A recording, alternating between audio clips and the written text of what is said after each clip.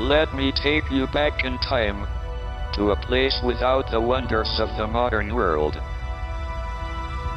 500 years ago the earth was dark, a place of mystery and superstition.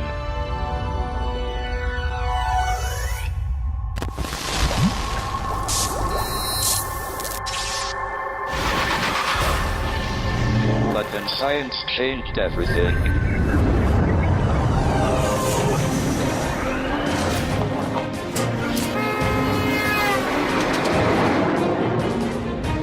This series will tell the stories of the British scientists who changed the world. We have asked some of the great scientists and inventors of today to tell us about their heroes. Now let's start her up. It opened up a whole new world of the very small. Pete was Thomson's big idea. For me, Hunter is a true hero. Exciting possibility. He made science in Britain really matter. Britain has a tremendous scientific legacy that most people know little about. We want to set the record straight and put science back on the map. The world is full of wonders, but they become more wonderful when science looks at them.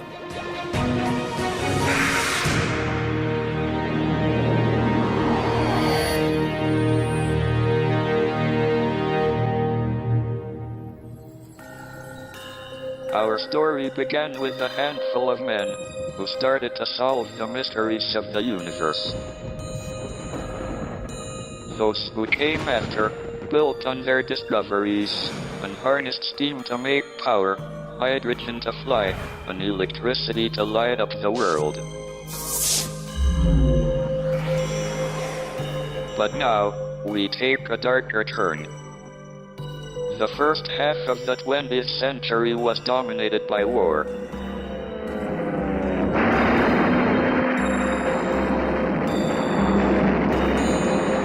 But war brings with it change alongside horror, and innovation alongside courage.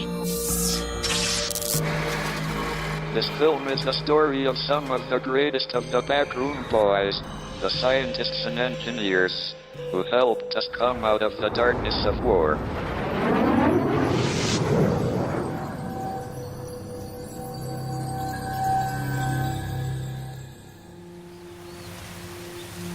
A German reconnaissance pilot flying over Britain in the autumn of 1939 would look down on a country preparing for war. He'd see mysterious steel towers ranged along the coast and wonder what they were for. He would see a country that seemed open to attack and even invasion. The English Channel had kept out Napoleon, but in 1939 the question was, could it keep out Hitler? In the age of the aeroplane, Britain seemed particularly vulnerable to attack. The First World War had already revealed what air power could do. On the 25th of May 1917, 21 giant twin-engined Gotha biplanes bombed Folkestone. They killed 95 people and injured 192 others. In the 1920s, the great fear was that any new war would bring massive bombing raids and huge civilian casualties. So the British built an early warning system which looked like this.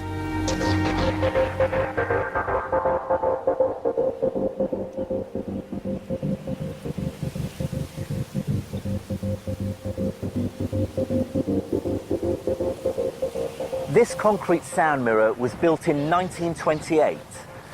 It's 20 feet across, cost a few £1,000s in today's money, and didn't work very well. The operator would stand with a stethoscope in front of it in the hope of picking up the telltale sounds of enemy bombers on their way, if he was lucky. The results would be affected by the weather and by other distractions like the sounds of the propellers of ships out at sea. Obviously, something far better was needed. first idea for a better system was like something out of a science fiction film. In the early 1930s, British intelligence picked up rumours that German scientists had invented a death ray, using high-power radio signals to destroy men and aircraft. The Air Ministry realised that if the Germans had one of these, then the British wanted one too. A committee was set up, and a prize of £1,000 was offered to the first person who could kill a sheep at 100 yards using a death ray. The prize was never claimed. So, in January 1935, the committee turned to a man who they hoped would be able to build them a death ray. A personal hero of mine, a man whose ingenuity in the face of threat would change the course of history. Robert Watson Watt.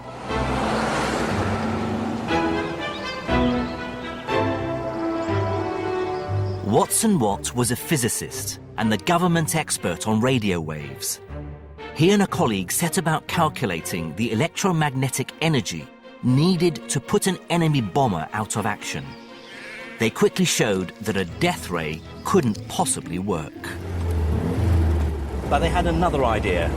And when Watson Watt submitted his report to the ministry, it contained the now famous sentence: although it's impossible to destroy aircraft using radio waves, it should be possible to detect them using radio energy that bounces back from the aircraft's body. The ministry said, prove it. Watson Watt relished the challenge. He was the son of a Scottish carpenter and a proud descendant of steam pioneer James Watt. In February 1935, on the very same day that Hitler ordered the establishment of the Luftwaffe as a military air force, Watson Watt and his colleague Arnold Wilkins set up their crucial experiment to detect distant aircraft. They chose a secret location in Northamptonshire, just a few miles from the BBC shortwave radio transmitter at Daventry. Birth of Radar Memorial. On the 26th of February 1935 in the field opposite. Watson, Watt and Wilkins had arranged for an RAF bomber to fly overhead, and they tuned their aerials in such a way that the receiving equipment in their van wouldn't pick up the BBC signal directly, but only the energy reflected by the bomber. They found they could track the bomber as far as 8 miles away with blips on a cathode ray tube. It was the world's first radar reading. The man from the ministry rushed back to London to report success. Watson Watt and his colleagues were awarded a grant of £10,000 to build a prototype radar system. They were given 5 years to detect an incoming enemy aircraft at a range of 50 miles. It took them just 5 months. By 1939, there were 20 fully operational radar stations stretching all the way along Britain's vulnerable coastline. 20 miles away across the Channel, the Luftwaffe looked forward to an easy victory and the benefits of a surprise attack.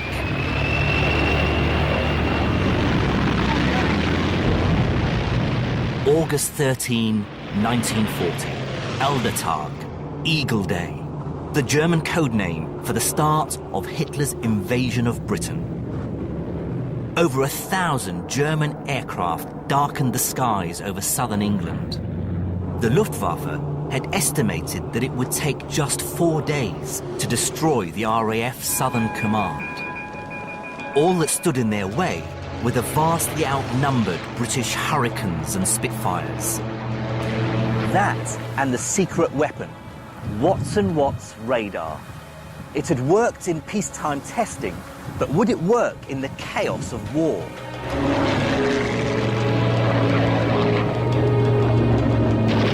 For 3 tense months in the late summer of 1940, the RAF and the Luftwaffe fought out their deadly duel in the skies above southern Britain. It was a close-run thing, but Watt's radar made a key difference. It meant Fighter Command knew when the German planes were coming, and that meant they could get the precious few Spitfires and Hurricanes into action in the right place at the right time to intercept and destroy the enemy.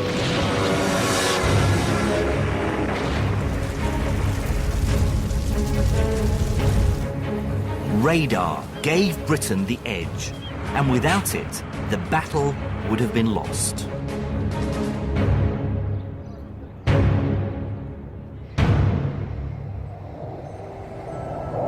Watt's invention made our modern world with its busy skies possible. Without it, planes would collide and ships would run aground. And finding ways to hide from radar is now the holy grail of military aircraft design. Planes like this would be impossible to fly without another two British technological miracles that were to come out of World War II and help the Allies to victory. The jet engine and the computer. My world and yours is run by computers. 70 years ago, they didn't exist, except in the mind of a brilliant Cambridge mathematician called Alan Turing. Nobody can say where the thing he started is going to take the human race. Alan Turing's story is an extraordinary one, and I think we should begin at the end.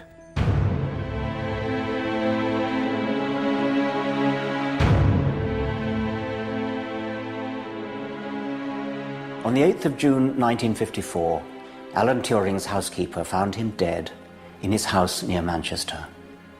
The post-mortem report said it was cyanide poisoning. His mother always thought it was an accident. A few people thought he was assassinated. The coroner's official verdict was suicide. All three theories have something going for them.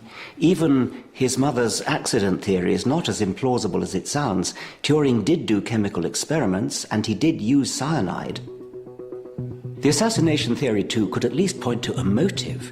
Turing was a security risk. He was eminently blackmailable, a homosexual at the time when it was illegal, and he had in his head some of the most important secrets of the Second World War. Turing was the presiding genius of Britain's wartime code-breaking headquarters, and the man who created a code-breaking machine that was the basis for all computer technology. His fascination with the idea of a thinking machine began with a book he was given when he was 10. One chapter was called Where We Do Our Thinking. The mind and how it worked would obsess Turing for the whole of his short life. At Sherborne School in Dorset, Turing's passion for science set him apart. When he was 15, the headmaster said he must aim at becoming educated. If he's to be solely a scientific specialist, he's wasting his time at a public school. But his school did provide him with an experience that would shape his life and ours. Alan fell in love with a boy called Christopher Morcom.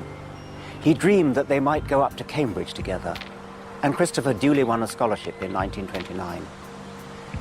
But then, tragically, Christopher died of tuberculosis. Alan was devastated. In his anguish, he wondered whether there was any way in which Christopher's mind might have survived the death of his body. What was the relationship between a mind and a body, between mind and matter? These questions lay behind Turing's determination to analyze and understand the nature of thought. He couldn't resurrect his dead friend, but there was something he could do: win a math scholarship to Cambridge, just as Christopher had. Turing wasn't just a scholar. He liked rowing and running. He ran marathons. And it was here one day in 1935, while he was out running in Grantchester Meadows, that he had one of the greatest mathematical insights of all time. His great insight was to see how an imaginary machine, operating with very simple rules, but with an infinite amount of time, could solve any and all conceivable mathematical problems. The so-called Turing machine was a logical construct, not a real machine. But with it, Turing had invented the concept of the programmable computer years before anybody could see how to build one. The full power of Turing's revolutionary ideas would not be appreciated for years, even decades. And Turing himself was about to get caught up in something far away from the rarefied beauty of pure mathematics. Britain also had an army, but it was an army... Even before war began, Turing's potential as a codebreaker had been spotted. So at the outbreak of war, the 27-year-old Turing was immediately assigned to Room 47 of the Foreign Office. This was the postal address of the most secret place in Britain. This is Bletchley Park, home of the codebreakers, without whom we'd probably have lost the war. 10,000 people worked here, but in conditions of the utmost secrecy. Many of them didn't even know what they were doing. They were led by brilliant mathematicians, engineers, statisticians, even chess grandmasters and crossword compilers. And foremost among these quirky intelligences was Alan Turing.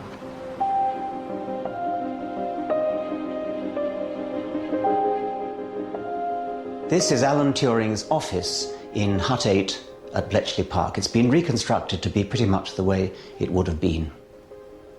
Turing's eccentricities were legendary and endearing. He lived in a pub outside Bletchley, and he cycled into work wearing his gas mask, not for protection against gas, but because he suffered from hay fever. He chained his tea mug to the radiator with a padlock for fear anybody else would steal it. Most people thought he was eccentric. Everybody knew he was a genius. This is what Turing and his colleagues at Bletchley Park were up against. The Germans' sophisticated coding device, Enigma. It was used to encode messages in a way that was going to be very, very hard to decode.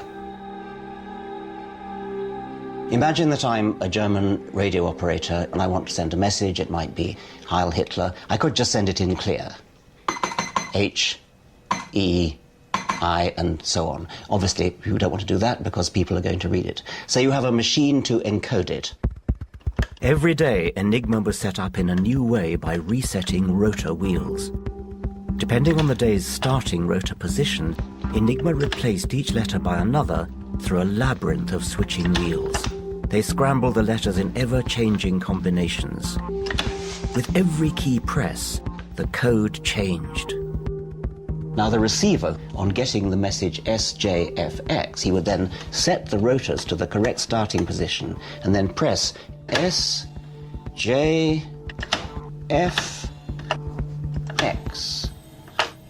Heil.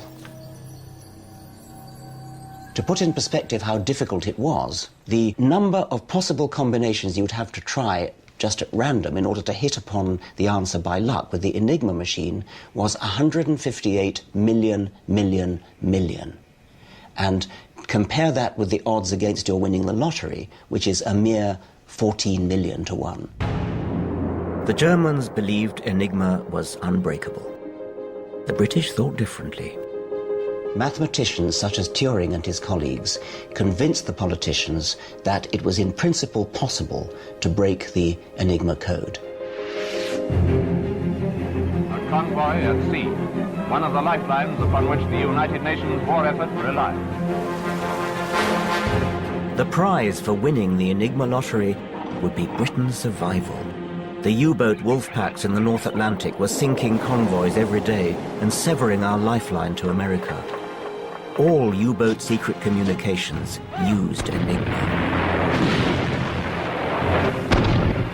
Using captured machines and codebooks, some very clever mathematics, intuitions, and imaginative guesswork, the codebreakers tried to probe the Enigma system for weaknesses.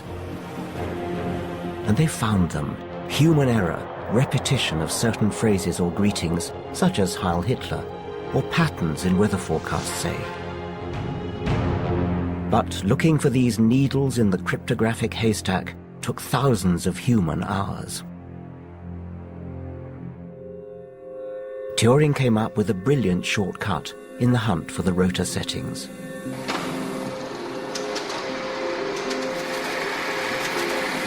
It was an electromagnetic machine called the bomb, and it was Turing's first attempt to put his idea of a mechanical brain into practice. The daily task for the code breakers was to try to work out the starting position of the three wheels for that day. Each one of these rotating drums represents one of the three wheels, and as they spin around, they're examining each of the possible positions of the wheel to see whether it makes sense. Now, the second trick, which was absolutely vital, was that they made a guess as to what a message might possibly mean. They knew, for example, that one of the things the Germans often sent was weather forecasts. And they knew the word for weather, which is Wetter, W-E-T-T-E-R. And so they were looking for a starting position of the wheels, which made sense on the assumption that the word being sent was Wetter. They could then read any message that was sent by that machine during that day. By the second half of 1941, Bletchley Park was reading most of the signal traffic of the German Navy. Now the vital North Atlantic convoys could be rerouted to avoid the U-boat wolfpacks, and vital supplies could get through to beleaguered Britain. What the U-boat commanders called their happy time was at an end.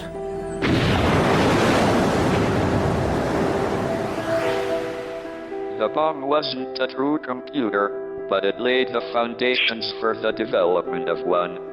By the end of the war, Turing and his colleagues had developed another code-breaking machine, Colossus, which was indeed the world's first digital computer. Without Alan Turing and the Bletchley Park code breakers, Britain might not have survived the Battle of the Atlantic. And we would not have the computer-driven world we know today. May 1941. While Alan Turing and his codebreakers eavesdropped on the Germans, another British genius just 70 miles away was demonstrating the future. His name was Frank Whittle, and he had created a plane that would transform our world. May the 15th, 1941, the test flight of Britain's first jet. At 7:45 p.m., the Gloucester E-28 flew low and fast over Cranwell Airfield at 370 miles per hour. The Air Ministry was so uninterested they hadn't even bothered to send a photographer. Luckily, an amateur cameraman captured it on film. And it come right close up to us and run on the ground just like a partridge and took off up in the air and then disappeared in the cloud. I down tools and ran in the house to tell everybody I'd seen an aeroplane without a propeller. Of course, nobody believed me. The inventor, Frank Whittle, was a brilliant engineer and RAF pilot. He is a hero of mine. And if Whittle had been listened to, planes like this could have been in action against the Luftwaffe in the Battle of Britain in 1940. What fascinates me is why nobody believed the eminently believable Frank Whittle, a true genius and one of the greatest inventors ever. Not that anyone in officialdom at the time was bright enough to notice. He thrust Britain into the jet age and turned the aviation industry on its head, all with zero encouragement and quite a bit of opposition from the government. Some say that the problem lay in Whittle's working-class background, others in his single-mindedness. When he was 4, Frank was given a model aeroplane and decided he wanted to become a pilot. Age 16, he scraped into the RAF as an apprentice fitter. But Whittle learned fast.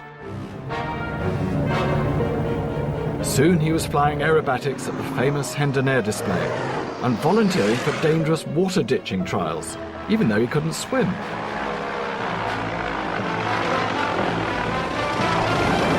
But he wasn't just brave, he was inspired. When he was only 21, in 1928, Frank Whittle wrote a thesis in his exercise book entitled Future Developments in Aircraft Design. And here's a copy.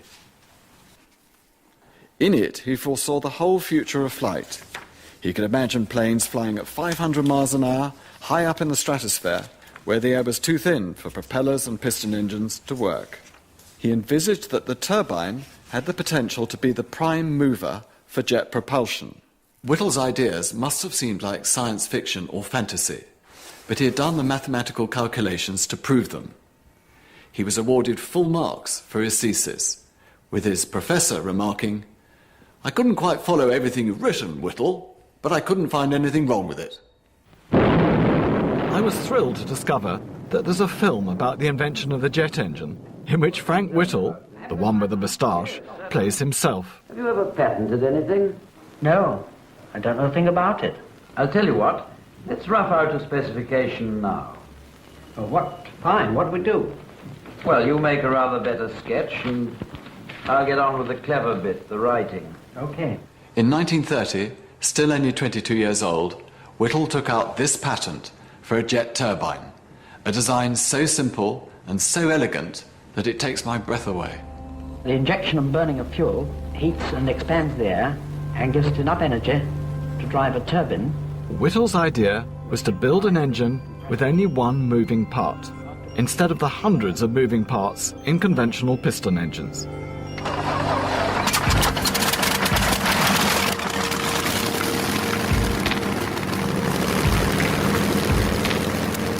This is the legendary Rolls-Royce Merlin engine that powered the Spitfires and Hurricanes in the Battle of Britain. Magnificent, yes, but inefficient and at the limit of what pistons and propellers can do. Whittle's jet engine had no propeller or pistons. It drove the plane through the air by thrust alone. It could go higher and faster. Still has enough energy to give a high-velocity propelling jet. The Air Ministry was happy with conventional engine technology, so when Whittle's patent lapsed in 1935, they wouldn't even pay the £5 to renew it. But if the British government weren't interested, other people were. Whittle's patent quickly found its way into Nazi Germany, where a young engineer called Hans von Ohain set about developing his own turbine jet at the state-of-the-art Heinkel factory in Warnemünde on the Baltic coast. It would be a race now. Heinkel and von Ohain versus Whittle and Powerjets Limited, set up with private backing in a disused foundry in Coventry. Whittle ran the first engine test in April '37, 5 months ahead of von Ohain. But who would fly the first plane? Answer: Hans von Ohain and the Germans on 27th of August 1939 with the Heinkel 178. But the plane was a dead end. It could only fly for 6 minutes, and the engine would have to be completely rebuilt after only a few flights. Frank Whittle's engine was a triumph from the start.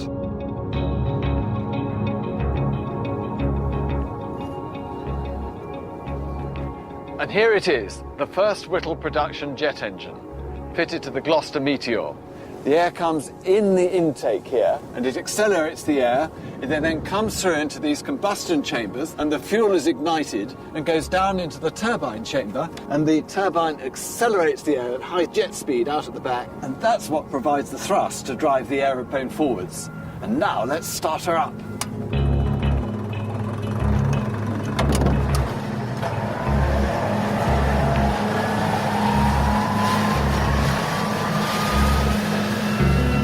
The Air Ministry was interested at last, and so was Rolls-Royce.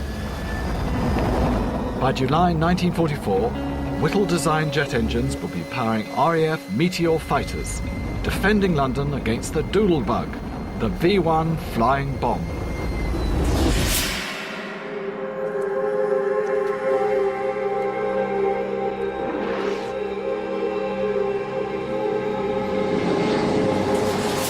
This is what Frank Whittle had in mind when he wrote that thesis. A plane that can fly 50,000 feet high at 620 miles an hour.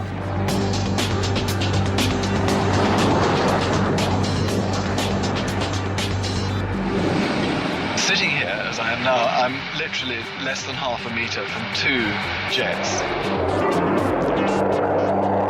And the extraordinary force of acceleration you get from it presses you right back into your seat. And remember, there's only one moving part. He's an absolute genius, Whittle.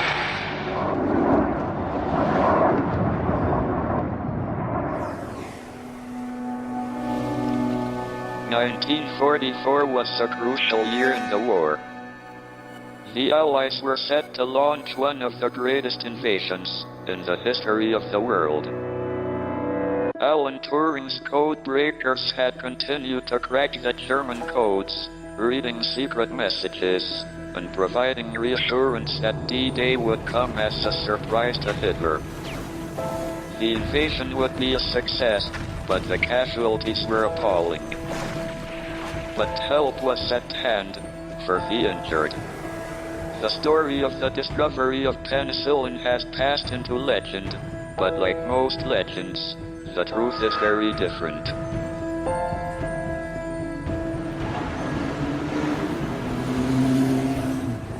I'm a biologist, and I'm fascinated by Alexander Fleming and his discovery of penicillin. This is St Mary's Hospital near Paddington Station in London. Fleming came back here after serving as a doctor in the First World War, determined to find a way to fight infectious diseases. There is a real story to be told here.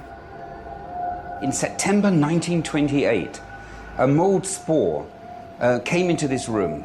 Nobody knows from where, maybe through the window, maybe through the door, maybe somebody walked it up on their shoes. But wherever it came from, it settled on a glass plate like this one. A glass dish that had been left unwashed and which contained jelly and nutrients. Alexander Fleming was a great scientist, but he wasn't the tidiest of men. And he had left some of these plates lying around when he went on holiday. When Fleming came back, there were a lot of Staphylococcus bacteria growing on the plate. That was normal. They are found all over the place. But what wasn't normal was that where this unknown mold was growing, he noticed it had stopped the growth of the bacteria around it. And what Fleming thought was that maybe this mold is making a substance that kills the bacteria. This was going to change the course of history. This was where the era of antibiotics began.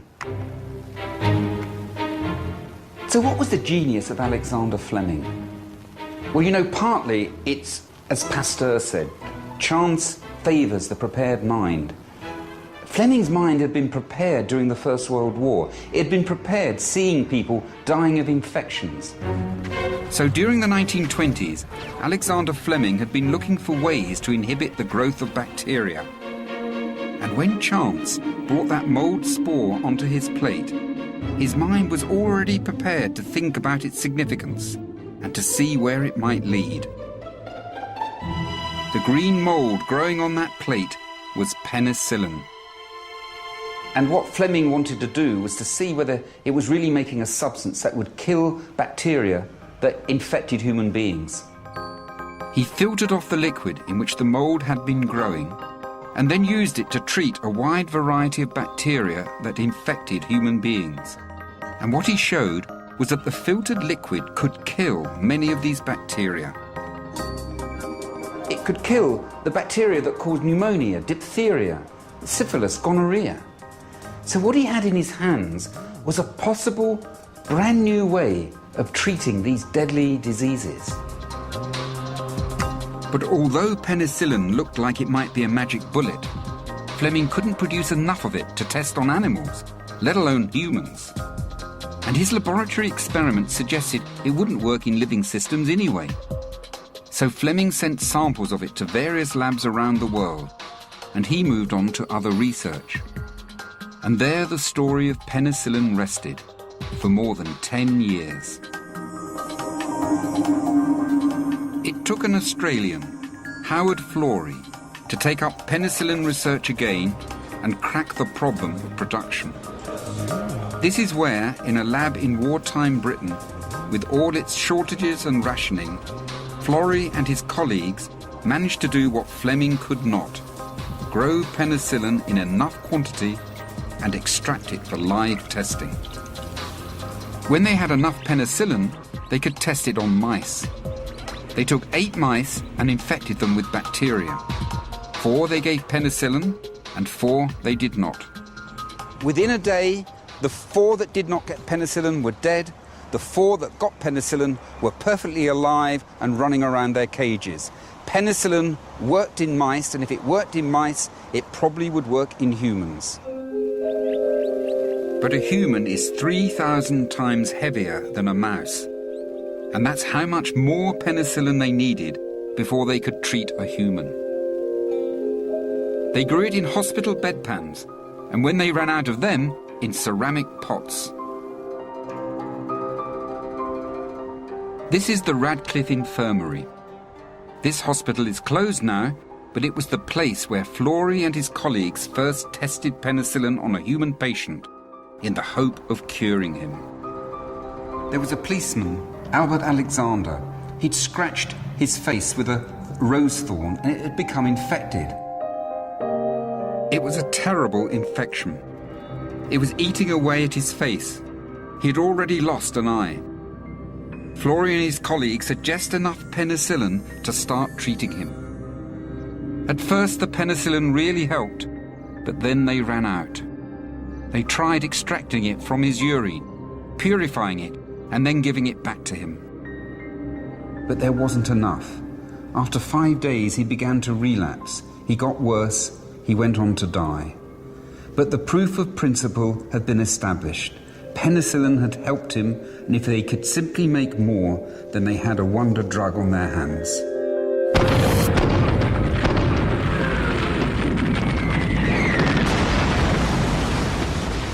But it was 1941. The Blitz was raging in London and the great industrial cities of Britain. And mass production of a new and untried drug was a low priority for British drug companies. So Florey and his colleagues took penicillin to America, where they found a can-do attitude as well as the money. Through mass production methods, America is continually increasing its output of penicillin, the new drug that affects And so it was that by D-Day, the 6th of June 1944, there was enough penicillin to treat every Allied soldier wounded in the invasion of Normandy and the drive to Berlin.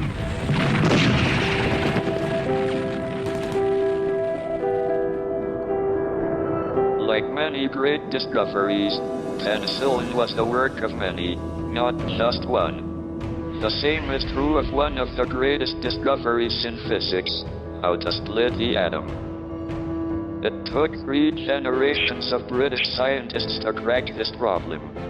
And when they did, it led to the creation of the bombs that helped end the war, but also gave mankind a new and terrifying power. August 1945, the Allied bombs on Hiroshima and Nagasaki brought the Second World War, at last, towards its end. The atomic bomb was the culmination of some of the most important discoveries in science, the brilliant insights and experiments which laid bare the structure of the atom. It is a story which owes much to 3 generations of British scientists at the Cavendish Laboratory in Cambridge. In 1899, J.J. Thomson discovered the electron. 21 years later, his student, Ernest Rutherford, identified the proton. In 1932, Rutherford handed the torch down to James Chadwick, who identified the neutron. And in the same year, Cockcroft and Walton built a linear accelerator and split the atomic nucleus, which their forebears had taken 33 years to put together. The achievements of all these men are immense, but many physicists reserve a special admiration for the work of a man whose name is less well known, Paul Dirac. He uncovered one of the great secrets of the universe. Now, Paul Dirac isn't exactly a household name, but I think he should be. And Dirac may not sound British, but British he was, and a physicist's physicist. He was obsessed by beauty, simplicity, and mathematics. He once said that when God created the world, he used beautiful mathematics. Now, when he said God, he probably meant nature. He was a confirmed atheist. Dirac was certainly a most unusual man. He once said, "I never knew love or affection as a child," and there are many stories and anecdotes about his strangeness. Dirac was once having a serious argument with his wife, and she eventually said, "And what would you do if I left you?" He thought for a while, and then he said, "I'd say, goodbye, dear." People have suggested he might have been autistic. If he was, perhaps it helped with the clarity and concentration he brought to physics. Dirac worked here at Cambridge at the Cavendish Laboratory, alongside nuclear physicists like Rutherford and Chadwick. And what he did transformed the work of many physicists to follow. In 1928, Paul Dirac pulled off one of the greatest mathematical feats in the history of science, the Dirac equation. Think of this less as an equation and more as a key to understanding the innermost workings of the universe. Dirac had worked out what electrons do, and it looks like this. This equation brings together two of the great theories in physics. Quantum mechanics, which describes the world of the very small, things on the atomic scale, and also Einstein's special theory of relativity, which describes the world of the very fast, things travelling close to the speed of light. This equation won Dirac a Nobel Prize in 1933. To begin with, he didn't want it because he hated publicity. But the story goes that Ernest Rutherford, the great atomic scientist who'd won one in 1908, persuaded Dirac that the publicity would be much worse if he turned the prize down. So he agreed. The Dirac equation also included a prediction of something bizarre that had never even been observed. So no one believed or knew that it existed. But Dirac's mathematics said it had to exist. And that crazy something was antimatter. Scientists believe that when the universe was created, the Big Bang made almost as much antimatter as it did matter. The world as we know it is made of matter. So where did all the antimatter go? It's one of the great unanswered questions of science. If you could get some antimatter and were to bring it together with ordinary matter, a lot of energy would be released. Just as well, then, that the scientists at CERN have only managed to make 10 billionth of a gram in 30 years.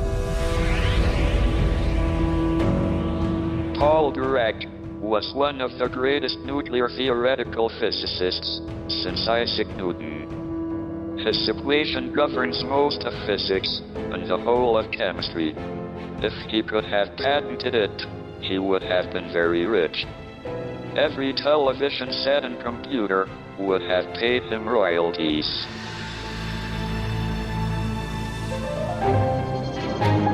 In 1945, Alexander Fleming and Howard Florey, together with Florey's colleague Ernst Chain, shared the Nobel Prize for their discovery of penicillin.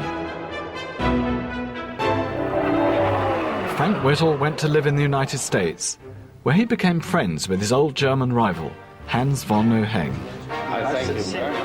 Many years later, von Ohain remarked that if officials had backed Whittle, World War II might never have happened. Hitler would have doubted the Luftwaffe's ability to win. After the war, Britain's radar pioneer went to live in Canada. In the 1960s, the then elderly Watson Watt was stopped by a policeman with a radar gun and given a ticket. Watson Watt said to the policeman, "If I'd known what you were going to do with it, I'd never have invented it." And what of Alan Turing? Soon after the war, he went to Manchester University, where he pioneered the development of computer theory and programming until his mysterious death in 1954. Was the explanation suicide, accident, or assassination?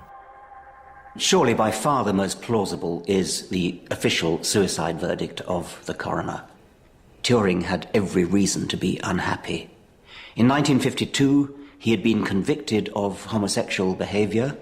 He'd been offered a choice between prison and chemical castration by hormone injections, which caused his breasts to grow. No wonder he was depressed. Whatever the truth, Turing's death at the age of only 41 was surely one of the great tragedies in the history of science. If anybody could be said to have invented the future, it was Alan Turing. But he didn't live to see what he had done.